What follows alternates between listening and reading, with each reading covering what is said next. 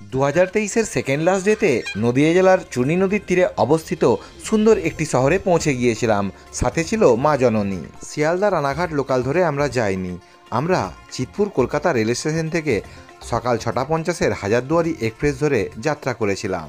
রানাঘাট পৌরসভাতে ধ্রুব ভাইয়ের বাড়ি। সকাল সকাল খেজুর রসের বদলে পিওর মিল্ক। ধ্রুব ভাইয়ের আতিথেয়তায় মুগ্ধ আর পোষ্য ছানাদের সাথে পরিচয় হয়েছিল। আমি গাইড নয়, এখানে লোকাল গাইড ধ্রুব।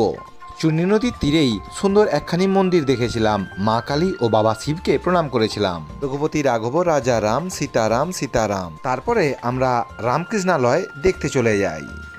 একদিনের ভ্রমণে যদি রানাঘাট যান তাহলে এখানে চূর্ণী নদীর তীরে তটিনী গেস্ট হাউস আছে, এখানে থাকতে পারেন। উল্টো দিকেই খুব সুন্দর একটি পার্কও আছে। রানাঘাট ও আমার সকল দর্শককে জানাই হ্যাপি নিউ ইয়ার। কাকিমার বানানো দারুণ ব্রেকফাস্ট সেরেছিলাম।